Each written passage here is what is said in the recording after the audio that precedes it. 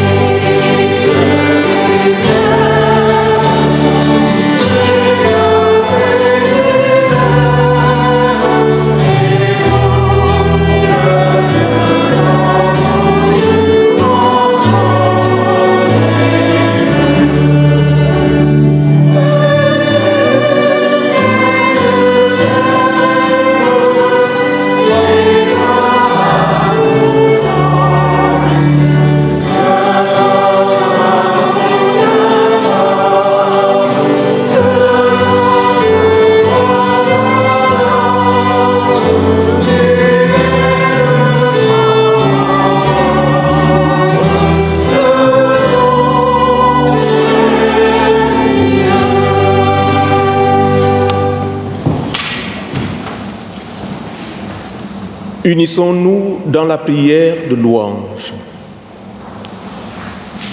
Seigneur Dieu, Père Tout-Puissant, nous te bénissons et nous te remercions d'avoir choisi parmi les hommes Marie, ton humble servante, pour qu'elle devienne le réceptacle, afin que ton Fils éternel naisse parmi nous.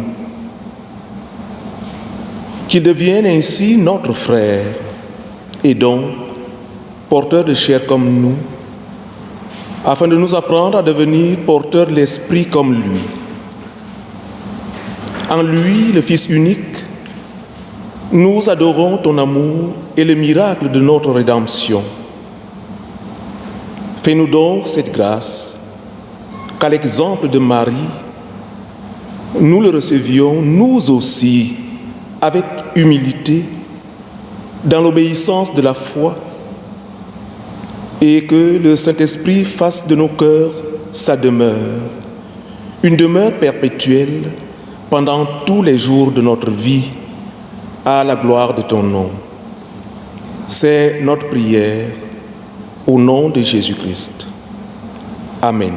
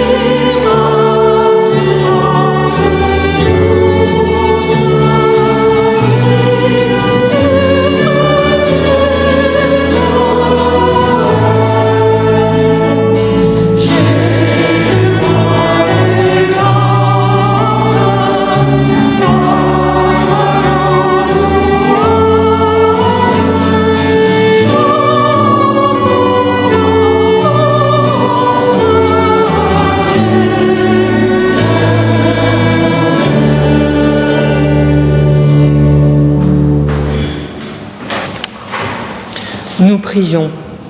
Seigneur notre Dieu, tu t'es abaissé afin de nous élever. Tu t'es fait pauvre afin de nous enrichir.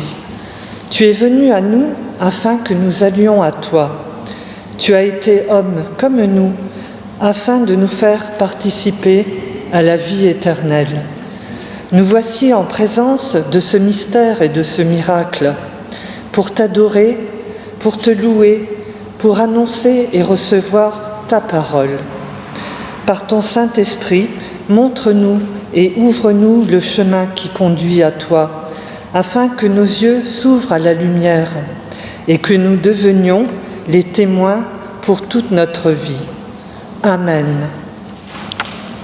La lecture de ce soir est dans Luc 2, versets 1 à 14. En ces jours-là, parut un éditeur de l'empereur Auguste, ordonnant de recenser toute la terre.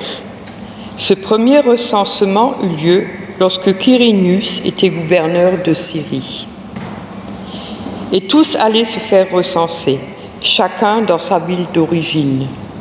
Joseph, lui aussi, monta de Galilée, depuis la ville de Nazareth, vers la Judée, jusqu'à la ville de David appelée Bethléem. Il était en effet de la maison et de la lignée de David. Il venait se faire recenser avec Marie, qui lui avait été accordée en mariage et qui était enceinte. Or, pendant qu'ils étaient là, le temps où elle devait enfanter fut accompli. Et elle mit au monde son fils premier-né. Elle l'emmaillota et le coucha dans une mangeoire, car il n'y avait pas de la place pour eux dans la salle commune.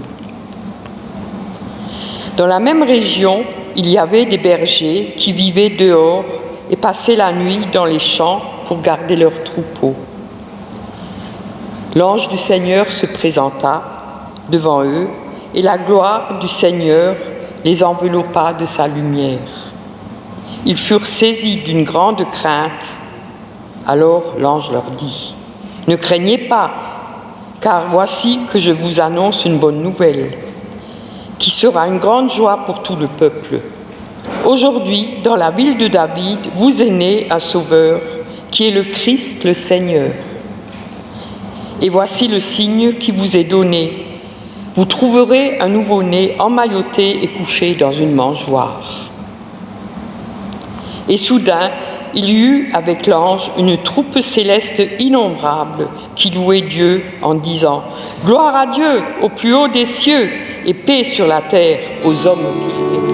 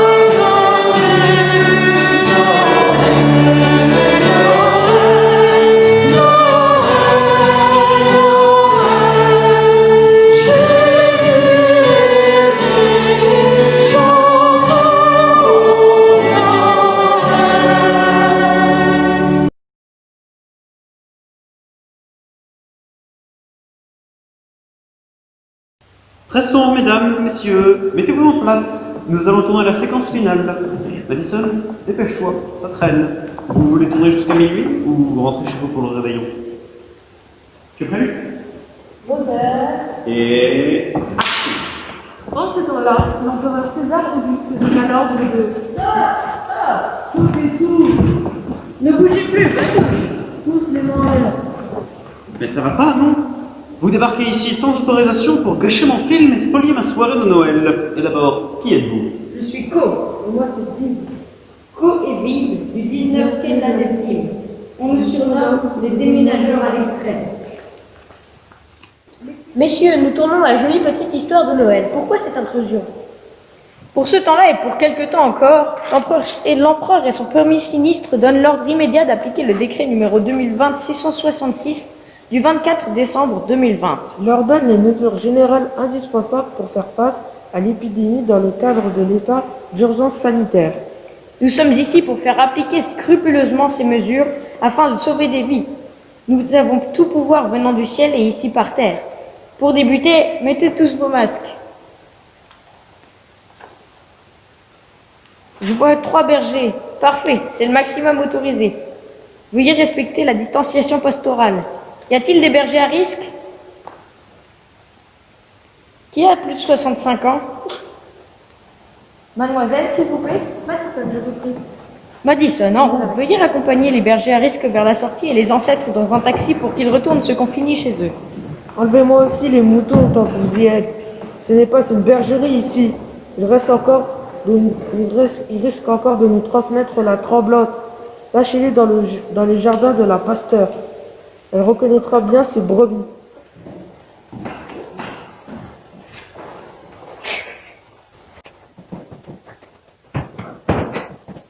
Vous ne pouvez pas juste me supprimer les bergers et les moutons du tableau de Noël. Ils représentent les plus pauvres et les travailleurs précaires. Ils sont les premiers à venir reconnaître Jésus. Eh ben, ce sont les premiers à dégager. Vous savez, quand on fait le vide, c'est souvent les plus fragiles qui trinquent. D'ailleurs, je vois que vous avez installé un âne et un bœuf. Vous avez leur papier de décontamination selon le formulaire type 2020 de l'AVO, l'agence vétérinaire de l'Arche de Noé. Désolé, votre âne serait mis à l'isolement strict en attendant de se faire tester. Et votre bœuf, là, est suspecté de transmettre la maladie de la vache folle. Il va falloir les évacuer illico presto et appeler une bétaillère. Pressons. Mais c'est de la folie. L'âne est le symbole du roi sur lequel cet enfant sera entré un jour à Jérusalem. Il a besoin de compagnie. Ensemble, ils puissent faire un bœuf. Seul, il va mourir de chagrin, enfermé dans son étable de retraite. Et dire que ces 2 bêtes étaient seules à connaître le chemin vers la maison. Ah, Madison, mon petit, tant que vous y êtes, vous me mettez de côté cette mangeoire pleine de virus. À l'occasion, vous désinfecterez chaque brin de paille à l'alcool et l'endurie de gel avant de déposer ce bébé. Ces ruminants stupides ont dû baver dedans. En attendant, celui qui bave. Il ne faudrait pas. C'est quoi cette volaille? Très dangereux. La présence de cette bombe à retardement dans un lieu public. Madison, mon ange, placez-moi cette poule en détention provisoire avant qu'on lui torde le cou pour suspicion de grappe aviaire. Il ne faudrait pas non plus la prendre pour une dinde. Pas de risque, mais en cette période troublée, on ne peut dire que cette poule n'a pas de peau. Très drôle, vide. Ta blague va devenir virale. Bon. La ménagerie, c'est réglé. À propos, je le vois juste sur ma liste. Vous n'avez pas d'ange ou de cœur d'ange heureux parce que chanter actuellement, ce n'est pas non plus très recommandé. Non, Gabriel vient de décommander la chorale céleste. Il a préféré s'adresser à Marie et Joseph par visioconférence. Il a suffi qu'il leur fasse parvenir un lien Zoom. C'est parfait. Nous ne vous dirions pas que certains anges, lors de leur passage, y laissent des plumes. C'est rempli de bactéries et de maladies, ces nids à microbes. Bien sûr, pourquoi faudrait-il être assez subtil pour remarquer lorsqu'un ange passe? D'autant que ce n'est pas simple d'en attraper un pour lui fourrer un bâtonnier dans le nez pour remonter jusqu'au cerveau. Reprends-toi, vide. Nous n'avons pas encore fini ici. Très jolie cette étoile. Voilà, très brillante. Elle est arrivée à quelle heure? Je ne comprends pas votre question. C'est l'étoile de la star Jésus. Elle est là depuis le début pour indiquer un chemin de lumière à ceux qui la recherchent. Vous avez encore tout faux. Madison, ma chérie. Vous pouvez enlever l'étoile et la remballer? Elle n'a droit qu'à 15 minutes de position statique au-dessus de la crèche. Au-delà de ce temps, elle est hautement contagieuse. Avec nous, nous préférons des lumières artificielles. Avec ces 2-là, question de lumière, c'est pas très brillant.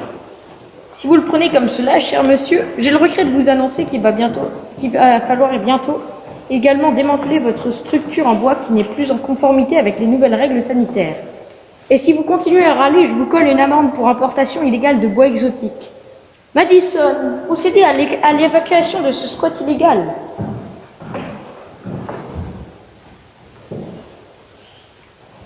Oust, vous allez devoir prêcher ailleurs. Mais s'il vous plaît, laissez-moi voir la Sainte Famille. On va voir si elle est aussi sainte que cela. Vous êtes de la même famille?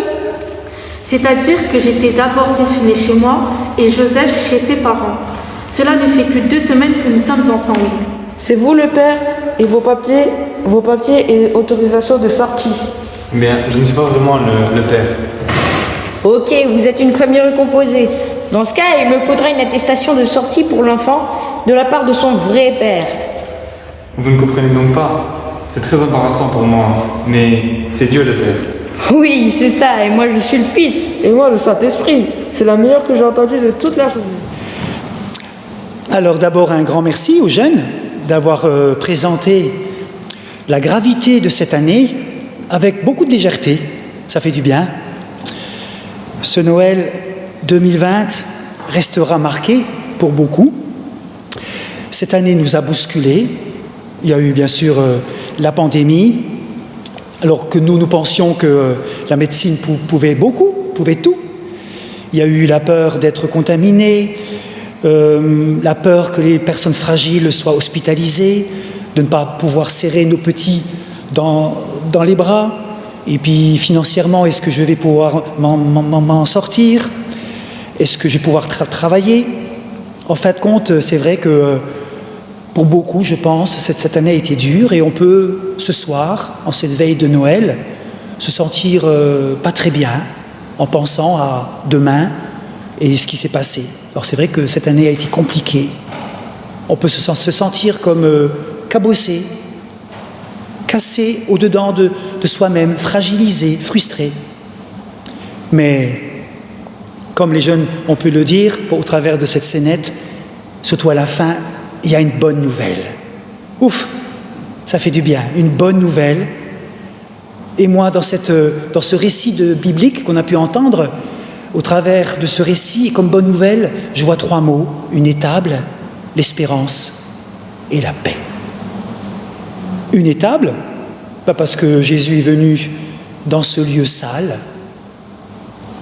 Dieu lui-même est venu près d'un tas de fumier, vous vous rendez bien compte? Ce bébé qui naît dans un lieu rempli de saleté.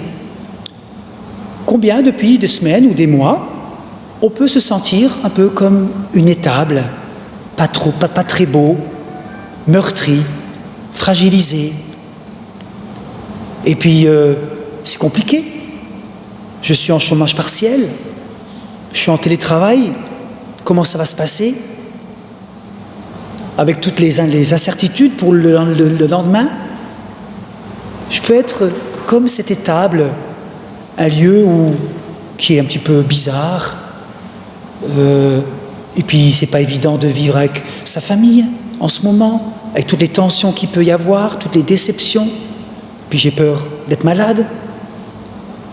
Et pourtant, Jésus naît dans cette étable, dans ce lieu dont de prime abord, on n'irait peut-être pas. Et Jésus n'est pas né dans un château, tout clean, tout propre, non. Il est venu dans ce lieu pauvre. Et il nous dit ce soir, est-ce que je peux entrer chez toi? Est-ce que je peux naître en toi? Est-ce que tu m'ouvres la porte? La porte de ton étable qui sent peut-être un peu mauvais? Est-ce que je peux entrer? Moi, le libérateur, le sauveur, le Christ, le roi? Alors oui, Noël est une bonne nouvelle. Il veut nous rencontrer dans notre étable, en cette fin d'année si compliquée, dans nos difficultés, dans notre solitude, dans nos inquiétudes pour demain. Jésus vient vers toi, il vient vers chacun, il vient pour chacun. Alors je me demande, le laissons-nous entrer quand il frappe à l'étable de notre vie? Il y a l'étable, mais il y a aussi l'espérance. Noël est une bonne nouvelle parce que le Christ apporte l'espérance. L'espérance, dans la Bible, est fondée sur une personne. C'est ce qui distingue de l'optimisme. L'optimisme, c'est le fait de choisir de voir un dénouement heureux dans n'importe quelle situation.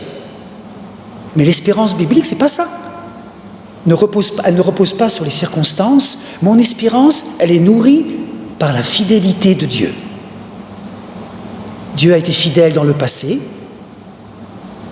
Il a tenu ses promesses par sa parole. Oui, c'est parce que Dieu a été fidèle dans le passé que je peux espérer pour demain. Je peux espérer pour demain, je peux me projeter dans le futur, même pour le mois de janvier, avec toutes les craintes que l'on peut avoir, en faisant uniquement confiance au Christ ressuscité qui a vaincu la mort. Le tombeau est vide. C'est drôle de parler à Noël du tombeau, mais c'est pour ça qu'il est venu. Le tombeau est vide pour apporter une nouvelle espérance. J'attends et j'espère parce que Dieu est venu, parce qu'il est et parce qu'il viendra. Et enfin, avec l'étable et l'espérance, Noël est une bonne nouvelle parce qu'il apporte la paix. En cette nuit de Noël, les anges disent aux bergers « N'ayez pas peur, le Christ est né, Emmanuel, Dieu avec nous. » Et par cette parole, les anges apaisent leur peur en annonçant à la terre entière paix et amour. Au verset 14, on peut lire « Paix sur la terre pour ceux que Dieu aime. » Et aussitôt, l'amour et la paix descendent dans le cœur des bergers. Ils sont transformés et transportés de joie. Permettez-moi de vous poser cette question. Comment va votre paix? Quelle que soit notre réponse, nous avons tous besoin de réentendre maintenant, ce soir, là où vous êtes, dans votre salon, dans votre cuisine, avec les enfants ou seul, ce message si simple, un message si doux, un message si encourageant. Nous sommes aimés par le Père qui désire que ses enfants vivent en paix avec lui et avec les uns les autres. Oui, nous pouvons trouver la paix auprès du Prince de la paix, Jésus. Alors voilà, cette année a été difficile. C'est vrai, Jésus. Cette année a été difficile pour beaucoup. Viens dans mon étable, remplis-moi d'espérance et de paix. Et j'aimerais, chers amis, chers frères et sœurs, vous laisser cette parole dans Romains 15, que Dieu, qui donne l'espérance, vous remplisse de paix et de joie à cause de votre foi, et alors vous serez plein d'espérance par la puissance de l'Esprit Saint. C'est pas beau ça? C'est pas une bonne nouvelle? Et au nom de mes collègues, Alexis et Marianne, eh bien, nous vous souhaitons vraiment un temps de Noël paisible. Amen. Joindre à cette prière d'intercession pour ce monde, pour que nous puissions ensemble porter tous les pays de ce monde.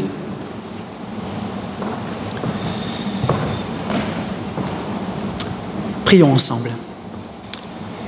Ô Seigneur, qu'elle chante en nos ciels ta gloire au plus haut des cieux, et que sur notre terre descende ta paix. Qu'elle descende sur l'Afrique anxieuse et menacée, du nord jusqu'en son sud, riche de promesses et lourde de sanglots, avec les chrétiens de toute origine qui y prient et qui y chantent, invoquant la paix du ciel sur l'Afrique. Qu'elle descende sur ces Amériques que nous prétendons avoir découvertes, sur la misère de son sud, sur la force et la fragilité de son nord, avec les chrétiens de toutes les langues et de toutes les races qui y vivent. Seigneur, nous invoquons la paix du ciel sur l'Amérique. Que ta gloire les rende vraiment pacifiques, ces îles et ces archipels du bout de notre monde, avec nos églises sœurs de Polynésie, invoquant la paix du ciel sur l'Océanie.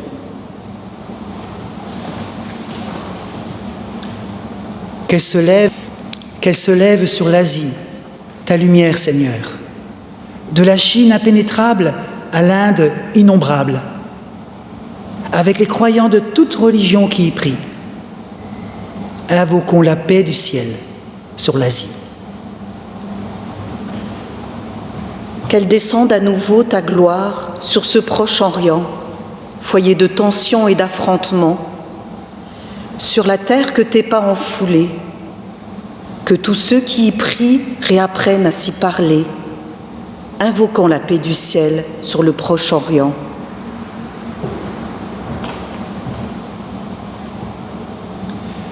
Qu'elle rayonne, Seigneur, ta gloire au plus haut des cieux, sur cette petite étable œcuménique qu'est ton Église universelle.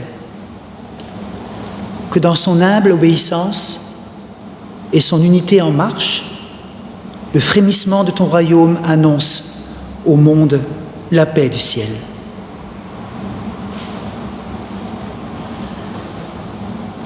Qu'elle rayonne, Seigneur, ta gloire en cette nuit, sur nous qui t'invoquons. Qu'elle illumine notre espérance de te savoir désormais si proche, mêlant tes pas aux nôtres en la longueur des jours. Au nom du Père, du Fils et de l'Esprit. Amen.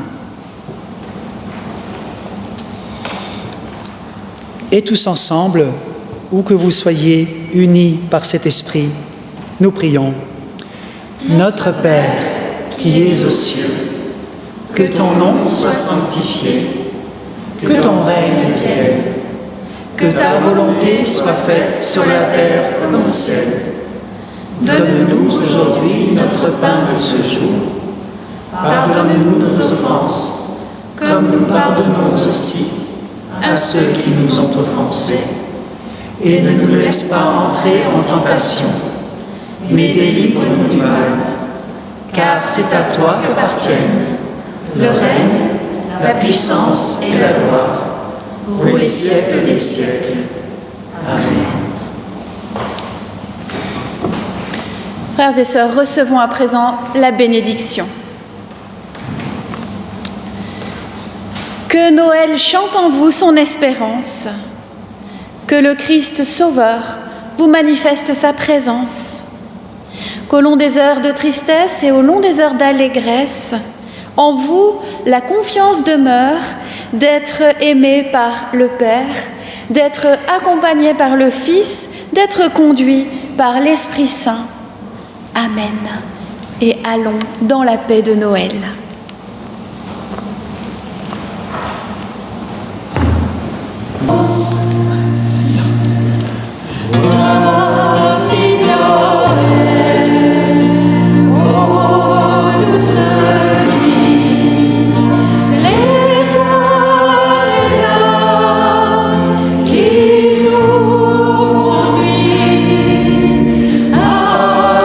Attendons sa mère.